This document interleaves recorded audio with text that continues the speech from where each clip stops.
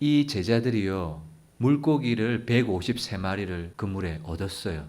이 경험은 언제 했던 경험이에요? 누가복음 5장에 처음 부름받았을 때 했던 경험이에요. 맞다.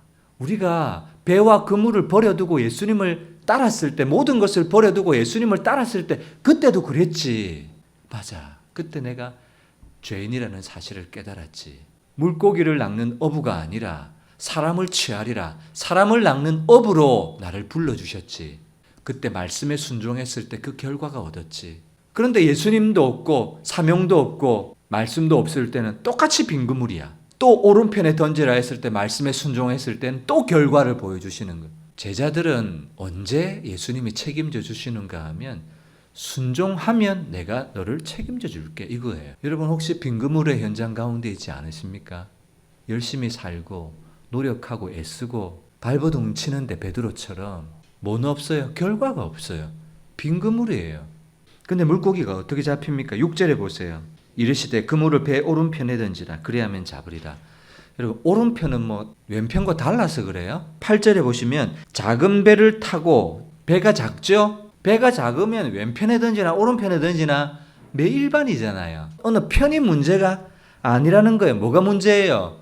예수님 말씀에 순종하니까 결과가 있고 열매가 있더라는 거예요. 순종하니까 예수님께서 책임져 주신다는 사실을 확인시켜 주는 거예요. 여러분, 어떻게 여러분 우리 인생에 열매와 결과가 있습니까? 때를 잘 만나면, 사람을 잘 만나면, 운이 있으면 결과가 있습니까? 그물을 오른편에 던지라. 그리하면 잡히리라. 라는 말씀의 순종이 우리에게 결과와 열매를 가져다 온다는 이런 경험을 해봐야 말씀에 순종하려고 노력하고 발버둥을 치죠. 근데 온통 나의 삶은 내가 노력하고 애쓰고 발버둥 치고 그런 삶으로 굳혀진 사람은 말씀에 순종하는 것이 너무 겁이 나고 두려워요. 벌벌벌벌벌벌벌벌 떨어요.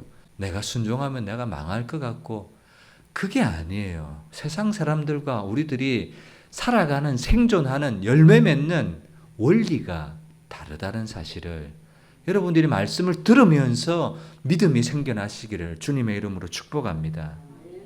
그리고 베드로는 요한이 예수님이다, 주님이다 하는 말을 듣고 그 듣는 것과 동시에 바다로 뛰어들어요. 여전히 예수님을 사랑하고 있어요. 예수님을 원하고 있어요. 나 같은 죄인을 다시 찾아와 주셨구나. 나 같은 죄인을 기억하고 계셨구나. 나 같은 죄인을 버려두지 않으셨구나. 이런 감격이 베드로에게 있지 않았을까요? 그런데 해변에 올라와 보니까 숯불과 숯불 위에 물고기가 그리고 떡도 준비되어 있습니다. 여러분 이 숯불 뭐가 생각이 나는 장면입니까? 여종 앞에서 예수님을 부인할 때 숯불을 쬐고 있었어요. 숯불을 보면 뭐가 생각이 나는 줄 아세요? 자기가 예수님을 부인했던 그 때가 생각이 나는 거예요. 그런데 뭐가 놓여져 있어요? 숯불만 있는 것이 아니라 물고기와 떡이 놓여져 있는 거예요. 여러분, 그 식탁은 뭘 상징하는 거예요? 그 식탁을 통해서 우리가 읽을 수 있는 것이 뭡니까? 너는 나를 부인했을 줄 모르고 욕하고 저주했을 줄 모르지만 나는 너를 사랑한다. 나는 너를 이미 용서했다는 것을 보여주는 그 식탁이 아닙니까? 여러분 얼마나 이 감동적인 식탁입니까? 베드로는 욕하며 저주하며 부인했지만 예수님은 여전히 내가 너를 사랑해. 너는 변했을지 모르지만 나는 안 변했어. 너는 나를 부인했을지 모르지만 나는 너를 부인하지 않아. 사랑하고 있다는 것을 보여주는 무언의 선언이며 용서의 선언인 거예요. 그리고 13절 예수께서 가셔서 그리고 떡을 가져다가 그들에게 7명의 제자들에게 주시고 가셔서 가져다가 주시고 누가요? 예수님이. 지금 상상해 보세요. 7명의 제자들은 해변에 앉아 있겠죠? 예수님은 뭐 하고 계세요? 섬기고 계세요. 예수님은 가셔서 떡을 가져다가 물고기를 가져다가 제자들에게 현재 진행형 계속 갖다 주고 계시는 거예요. 베드로에게, 도마에게, 나다나엘에게, 이름이 나와 있지 않는 두 제자에게. 여러분, 부활하신 예수님이 섬김 받는 모습이 아니라 십자가 지시기 전날 밤에 떡과 포도주를 떼어서 친히 나눠주셨던 것처럼, 섬김의 종으로 보여주셨던 것처럼, 제자들의 발을 한 사람 한 사람 씻겨주셨던 것처럼 예수님은 예전이나 지금이나 하나도 안 변하셨구나, 동일하시구나, 어제나 오늘이나 영원토록 한결같으신 예수님이라는 걸 보여주는 거예요. 누가 변해요? 사람이 변해요. 누가 변해요? 내가 변질될 뿐이죠. 예수님은 늘 그 자리세요. 늘 같은 모습 그대로를 우리에게 보여주고 계신 거예요. 너희는 변했을지 모르나 너희를 향한 내 마음은 안 변했다.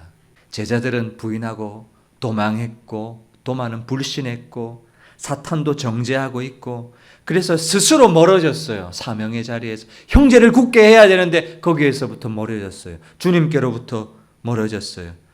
그리고 자기 스스로 막 발버둥 치지만 열매는 없고, 그러나 예수님께서 친히 오셔서 찾아오시는 은혜, 조반을 차려주시고 153마리의 큰 물고기를 주시고 회복과 용서를 주시고, 이 하나님의 은혜, 이 은혜를 받고 나니까 십자가에 거꾸로 못 박혀 죽는 순교자가 되는 거죠. 베드로는 이 빈 그물의 현장에 찾아오신 예수님을 만나고 회복이 됩니다. 네가 나를 사랑하느냐 물으시죠. 몇 번 물으세요? 3번. 왜 3번이에요? 3번 부인했으니까. 그에게 정죄를 주려고 하는 것이 아니라 회복을 주시려고 하는 거예요. 여러분, 질문합니다. 예수님은 베드로를 언제 용서하셨습니까? 숯불을 두고 고기를 두고 떡을 두고 베드로에게 보여주셨어요. 내가 여전히 너를 사랑한다. 내가 너를 용서했다. 여러분, 그때 용서하셨습니까? 그때 하셨을까요? 베드로가 예수님을 부인했을 때, 닭이 3번 울 때 예수님과 눈이 마주쳤던 장면 기억하시죠? 예수님과 눈이, 시선이 딱 마주치는 순간 그는 나가서 통곡했습니다. 근데 예수님은 뭐 하셨어요? 이미 용서하셨어요. 아니요, 저는 그때라고도 생각하지 않아요. 그보다 먼저 베드로를 부르셨던 그 순간에조차 예수님은 뭐 하셨어요? 용서를 결심하셨던 거예요. 집을 나간 탕자가 언제 용서받았습니까? 나가 있을 때 용서받았어요. 나가 있을 때. 돼지 지업 열매를 찾고자 해서 주는 자가 없는 그 순간에서조차, 허랑방탕해서 세상에 있는 그 순간에조차 예수님은, 아버지는 뭐 하셨어요? 이미 용서하셨어요. 그러나 그 용서의 결과를 얻을 때는 뭐예요? 아버지께로 돌아오니까 은가락지, 좋은 옷, 신발, 그 혜택을 얻을 뿐이죠. 여러분, 예수님의 사랑과 용서는요, 이미 우리에게 주어졌습니다. 그리고 그 혜택은 우리가 언제 경험합니까?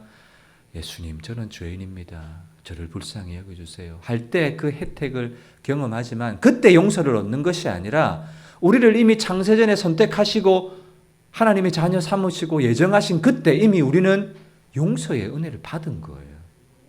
이렇게 베드로를 회복시켜 주시는 하나님의 그 큰 은혜가 저와 여러분들은 안 주어졌습니까?